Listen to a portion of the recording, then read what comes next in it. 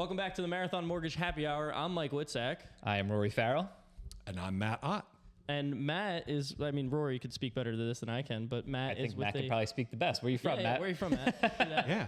So Who do you work for? I grew up in a small town in Pittsburgh. We're getting way back. No, I work for Keller Williams, and I'm based out of the Bluebell office. Cool. Awesome. Right on. That's and great. The team that you work on, what's the fancy new name that you guys? We have our fancy new name is the Collective. The Collective. Yeah. Formerly, I do love that branding though. It looks very cool, very hip, like sharp. way cooler than us for sure. it's formerly the Jeff Silva. Yeah, team or yeah. group. Yeah. Yep. What was the do you know the reason behind it? Because I like it. I think it's very cool and hip and kind of modern. But Yeah, I think Jeff was, and I don't know this, so this is my speculation, right? I think Jeff was wanting to have it be less about him and more so be about the team. And also, if you think about the Collective, it isn't just about Jeff and what he's bringing to the table. It's about what we as a team and a group of individuals and our collective skill set bring to the table. yeah, Right? no, I love that. Yeah. That's very cool. Yeah. Awesome. So what do we got today, Rory? So I was just given a hard time because I brought in a 8% double IPA. Not my fault. Matt specifically, I asked him earlier. I said, "Hey, what kind of beers do you like? Do you like, what do you not like? What do you want?" And he said, "I like hazies, and I like doubles. If you want me talking." I said, "Well, we're gonna do a hazy double." So this is a double IPA, 8% from Thin Man Brewery out of Buffalo. It's called Bliss. So I picked it up at the Foodery in Chestnut Hill. There's a Foodery in, I think, Rittenhouse. Rittenhouse Square, yeah. Yep, and there's a Foodery up in Phoenixville. Really cool bottle shop. You can pick up single cans. They have a lot of like 750 mil, like kind of larger format bottles to get stuff from all over the world.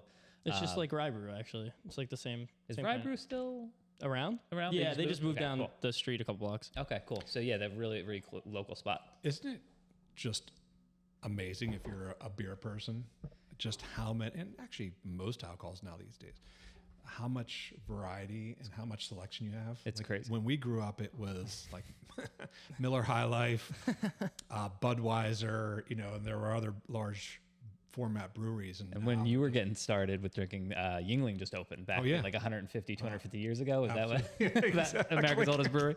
You're seeing the gray, I take it. But it's funny, like earlier on. Oh, here, cheers. We'll continue to chat. Cheers. Yeah. Cheers, Michael. Cheers. Thanks for having me. Cheers. Yeah, Welcome. absolutely. Thanks for coming.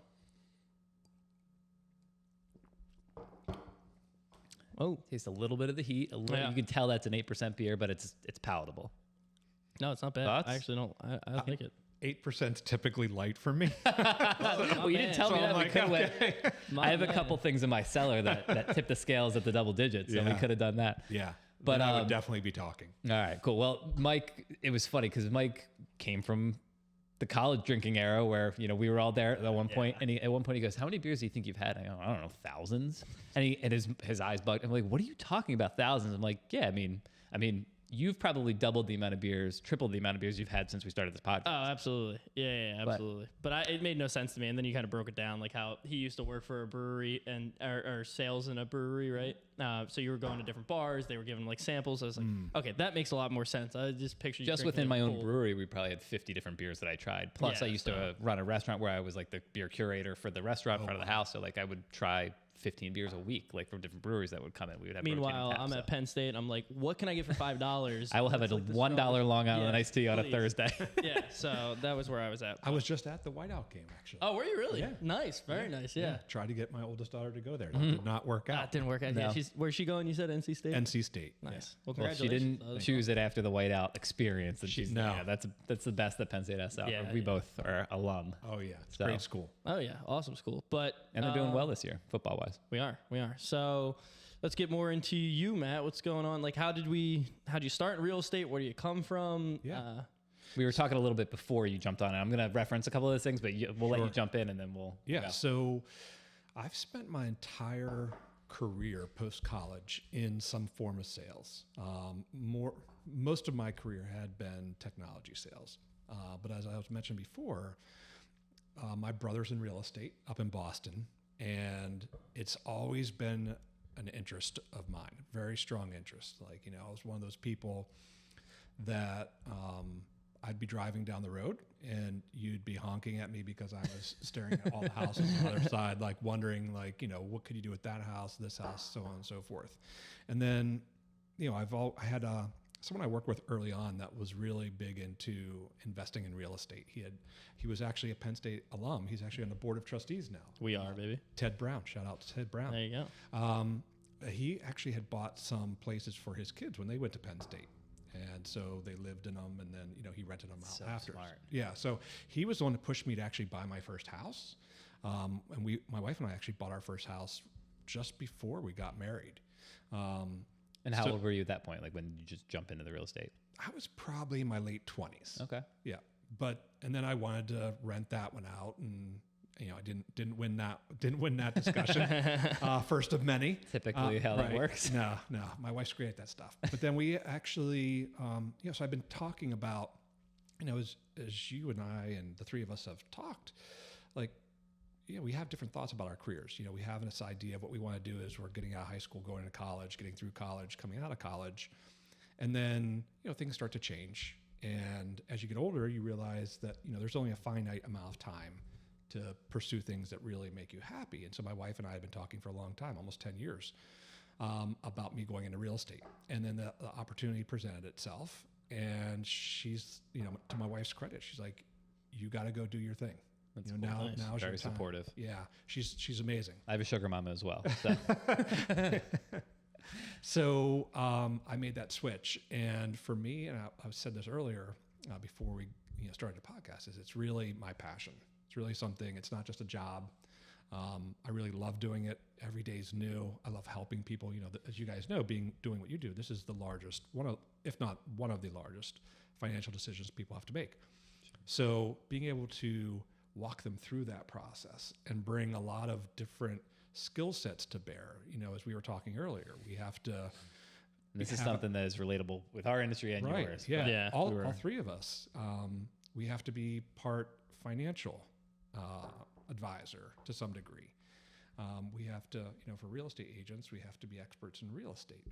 All of us have to understand, you have to understand some finance laws. We have to understand real estate laws, right?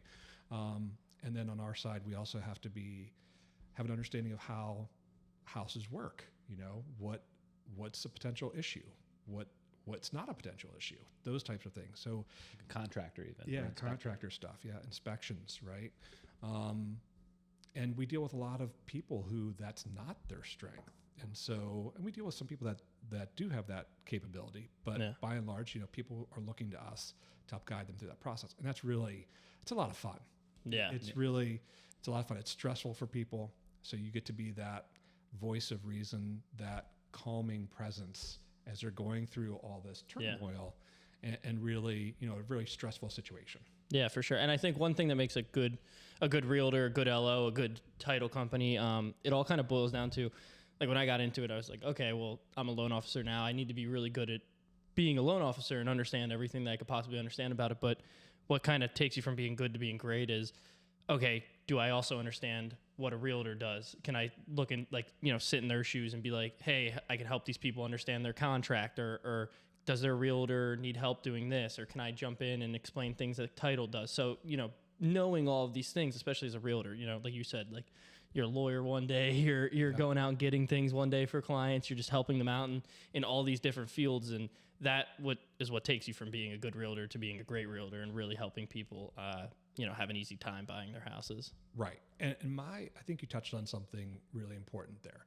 My expertise is real estate, right? I have my real estate license. That's my area of expertise. Your area of expertise is the financial side, the mortgage, the lending side, right? What can people afford? What will the current rules and regs allow? What programs are available? All that stuff. I think it's important for the consumer to know that's imperative that they build a team. Yep. Right. So a team of people that can work together, right, and operate as a single unit, but also have very strong areas of expertise that the team can bring to bear on their behalf at any point in time. And when you work with a team or with a team that you kind of have a relationship with, it's like, hey, I can put you in a good position. Like, hey, they're going to be better qualified contingent on the sale of their property, but we all know in this market, you're going to have a really hard time getting a house under contract. So maybe we, on our end, we're like, hey, we don't want Matt running around banging his head against the wall with his client. We want to put them in a realistic point where we're going to qualify him contingent, but we're also going to qualify him non-contingent. And then however way you get under the contract, great.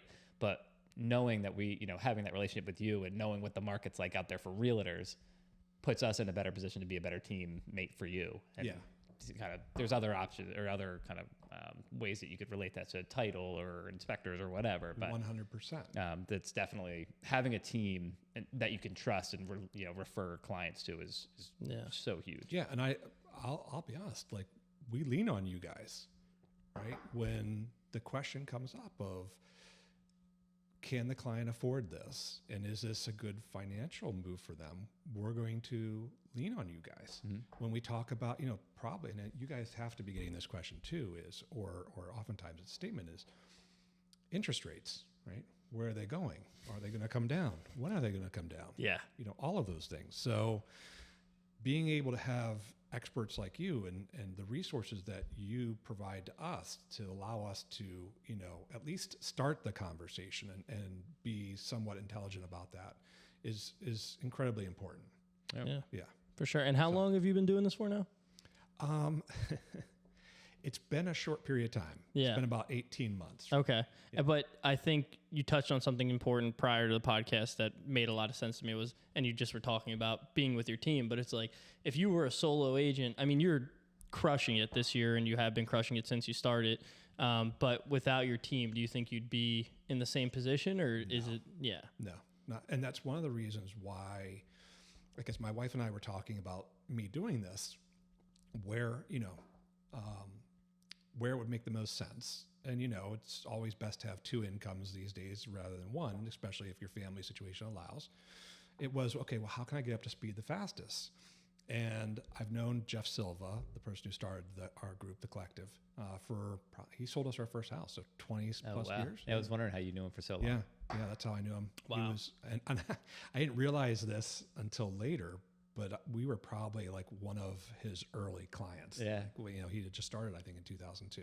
He projected an air of confidence you didn't even know. He was fantastic. He really, and this is something that we all talk about, he was a pros pro. And that's what we all strive for on our team, is to be the pros professional, to really distinguish ourselves, because there's a lot of realtors out there. And we try and distinguish ourselves and be as professional as possible in serving our clients. So that's how I met Jeff. And so coming aboard and being a part of that team, stepping into all the systems and processes, the resources that they have, the relationships, right? I wouldn't have met you guys if I didn't know, I wouldn't have joined their team, has just been probably the most important aspect of my success, above and beyond me doing the work, right? Because you could have that and still not do the work, but that's probably been the most important piece for me. And a lot of people don't, I mean, even us in our industry, but certainly clients don't realize how much goes into real estate, except for, hey, he's showing me the house and he's writing the contract and I sign it via DocuSign and that's the end of it. It's like, you got Hannah, you got Margie, you got Patrick, you got Michael, you got a whole team of people behind you who are doing things behind the scenes who are just as critical as to what you're doing, writing the contracts and showing the houses and listing the houses and stuff like that. And if you had to jump into a brand new industry and a brand new career and also have to manage all of that stuff, I don't even, I don't know how people do it. Yeah. So. Yeah, it's, I think it's a secret ingredient for the success of a lot of people on our team is and there's other teams that have systems and processes and, run really good teams as well. But for us, it's our secret ingredient. And I think, again, why it allows us to be so successful within the broader Keller Williams and even within a broader region is just that, and we've set it up. You mentioned Margie and Hannah. So we have our external team, but we also have our internal team. And our internal team, we have subject matter experts. So Hannah is everything pre-contract signature. Mm-hmm. And then Margie steps in and takes over everything post-contract signature, right? So that we can keep on doing some of the other things and quarterbacking a lot of the process. They're behind the scenes, making sure everything's running smoothly. All the documents that we need are being passed back and forth, all that stuff. And so having them is just, again, it's just a total blessing. And I don't know where I'd be without them. And they're amazing people too. Yeah, I Also like to threw say a that. killer about- party. Oh yeah. Yeah, there you go. They know how to cook. They know how to host, entertain. Oh, Margie's one of the best cooks ever. Yeah. She's one of the reasons why I can't lose weight. That my lack of self-control. Well, Hannah does make a great corn dog. I mean, nothing to She shake a stick does. at. Okay, She so does. don't discount Hannah. That's true. That's true. Yeah, no, I say the same thing about our team though too. I don't think I'd be a loan officer if it wasn't for the team. Imagine Yeah, no, working I for, couldn't. like Bank of America or, Or like any Wells other. Fargo. Honestly, any other place. I just can't imagine it. I've been, both you and I have been trying, or people have tried to recruit us before, and I'm just like, I could never, Oh, it's I fun could when they never call. picture working for anybody else besides this team here. So Yeah. I totally get where you're coming from. But yeah, is there anything else you kind of want to Well, import? go ahead. Go ahead, Do Rick. you mind if I ask one more question? No, No, go ahead. All right, Please. cool. You said you'd mentioned that you and wife, you had been thinking about it for years and years and almost a decade. What was the catalyst for like, I'm doing it? Like, I got laid off. I'm not okay. I didn't mean to put you on the spot Yeah, there, but I no. mean, there was something that made you go, hey, I'm doing this Yeah, now. yeah. And I could have, and I'm not saying this to be braggadocious or anything like that, but it would have been easy for me to go get another software sales job. There's lots of need for that out there. I could have stepped into that. Quite honestly, I wouldn't have been happy. Yeah. And Starting I, over. I could have gotten really angry and whatever, and been mad at the circumstances. But quite honestly, obviously, I needed a push, right? Yeah. And that became my push. So I was just very, very thankful. Yeah, it's Cool. That's There's the sometimes. universe saying, hey, Yeah, now's your exactly. time. Yeah, I think the universe has been telling me for a long time, and I just was not. You were listening. just waiting for the worst time in the market history. Yeah, You're like, why I'm going not? to do this Why, now. why do it when it's easy, right? Let's go do it when Well, it's hard. we had another realtor on that's either come out this week or next week or somewhere close to this, but same thing, started about 18 months ago, again crushing it and working on a great team with a lot of structure in place, and we had made the kind of the common conception of that starting in this market could be a blessing.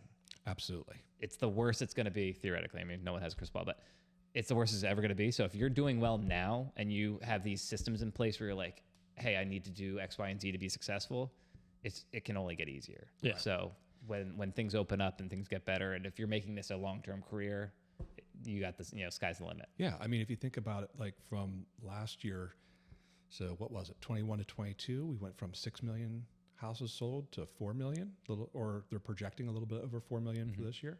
So a 50% decline in sales volume. So to your point, yes, if you can succeed and just buckle down and just like grit it out, yeah, it's gonna be downhill from there. Yeah.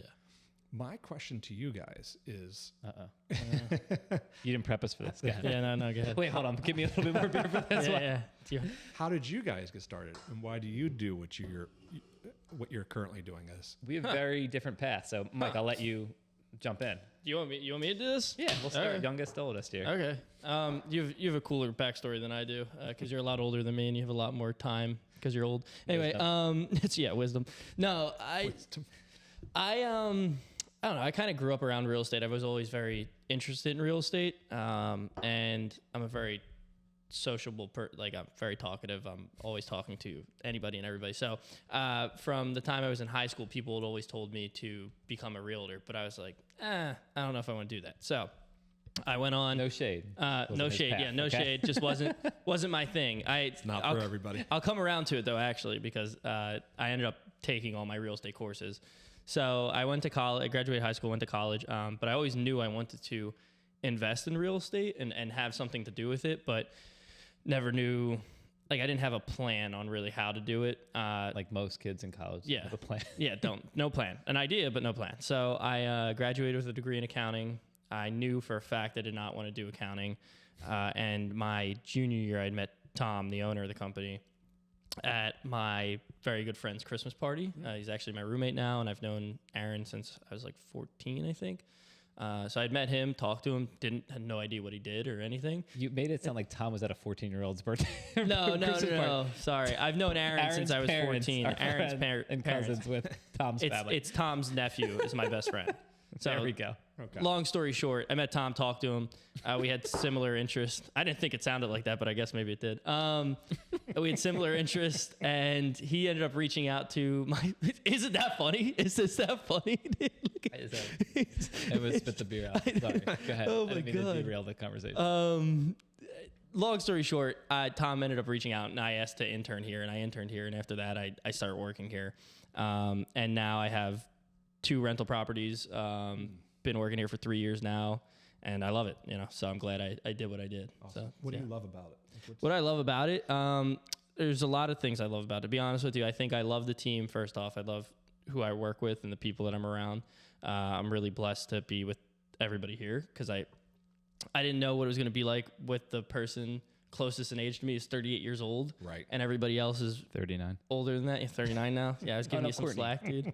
Well, now Courtney, but Courtney's when in I her first early came 30s. here, Courtney wasn't here, so didn't know how that was gonna go or how I was gonna fit in. But everybody here is not very similar to me, but at one point in time was. We all have a lot of things in common, and we work very well together. Everybody's super helpful, and I also don't think I would have learned all the things that I learned if I was with another team. So that's number one. Number two, I love working with people. I think if I was an accountant and I was, my aunt is the CEO of like a very big accounting firm, and I've been around that lifestyle. I just don't think it was for me. It's very desk job and not talking to too many people and crunching a lot of numbers, which I get to crunch a lot of numbers here, but I also get to interact with a lot of people and go to settlements and see people with the smile on their face when they buy their first home. So that's probably the biggest thing.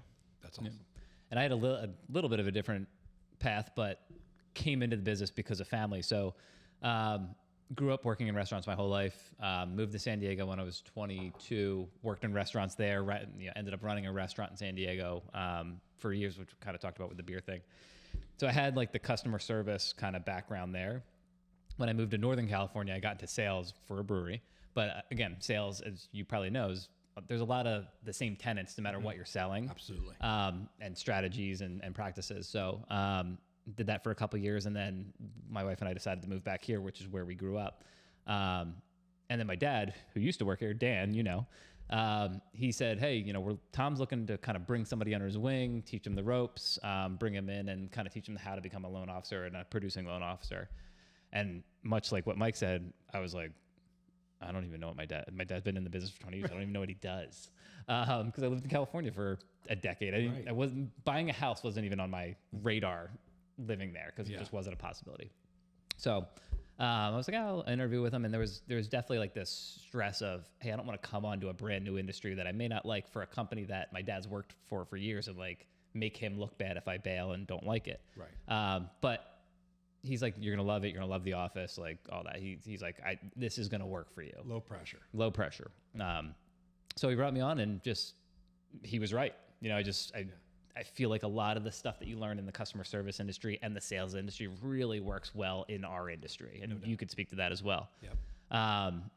But you're not selling a product. You're selling like this experience of, hey, I'm going to walk you through this crazy, like you said, the biggest purchase of your life, the most stressful thing that you can ever do, especially from a financial perspective, and try and make it easy on you and try and make it low stress and try and make you feel positive about it and like you were taken care of. And it's at the end of the day, it's the people.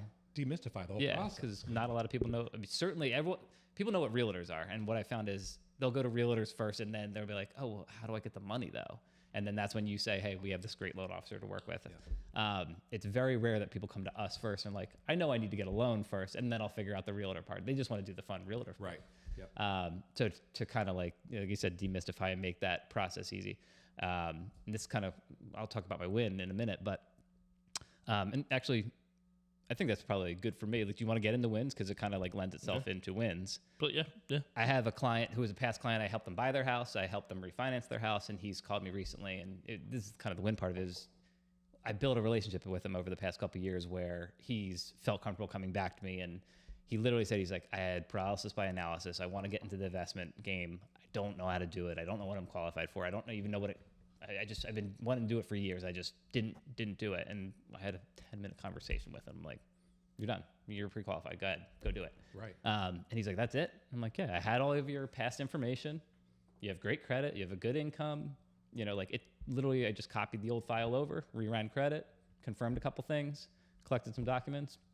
He's like, that was so much, like, I should have done it a year ago. I'm like, yeah, we want to make it easy on you. And then it's your, you know, and then you got to find a house, you know, then it's on the realtor. But we want to make it easy, and we want to watch them be like, oh, this is a goal that I can achieve with your help. Yeah. And I think that is really important, because I hearing a lot of people talk to us when they come see us first, they're not sure because of oftentimes a lot of what they're hearing, just hearsay, or maybe they're catching a 10-second snippet on TikTok or YouTube. Yeah, those people who make those reels. Right. Or even sometimes at the national level too, they're hearing certain things that are probably not a reality for what's happening here in the Philadelphia metro area. Absolutely. Right. And, you know, there's a lot of uncertainty, a lot of, well, how, can I? And then how do I? And then, you know, we show them those things, and then they're off and running. And next thing you know, we've got them a house, right? It's like a diet, like starting a new job, like anything. It's like taking that first step's the hardest part.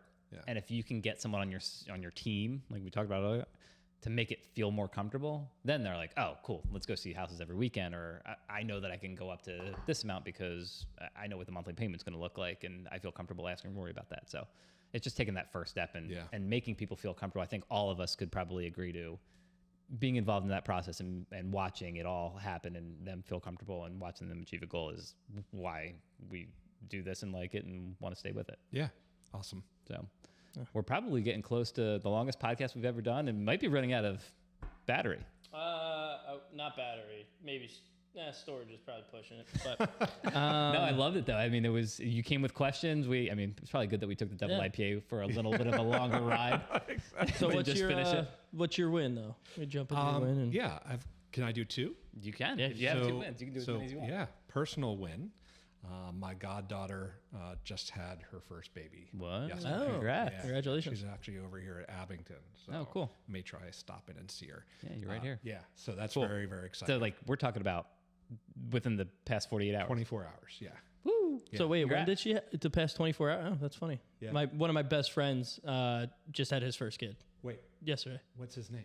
Oh, well, it wouldn't be. I don't think it would be in Abington, but his name. Okay. That is. So I was thinking about it for a second. I was like, nah, and then he said Abington. And I was like, nah, it's not. No, too far away.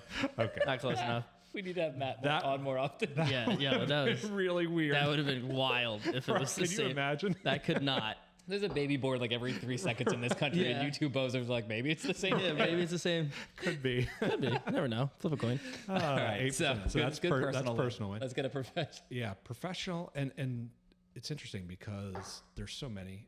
It's going to sound so weird, but our team really focuses. We spend a lot of time, talking about gratitude, talking about coming from abundance, right? Not a scarcity mentality. So I have a lot that jump out at me, but more recently, I have a client that's has great client. They're downsizing. They needed to sell to buy. And as you know, in the last, 24, 36 months, that's been very difficult to pull off. But we put a strategy in place that really worked for them. And it happened. They sold their house. They were able to get a suitable housing addendum, which means they had to find a place to live first before the other settlement of their current house could go through. And then we found them a place that they absolutely love. And so that's been, just really cool to be a part of that. And again, take them from,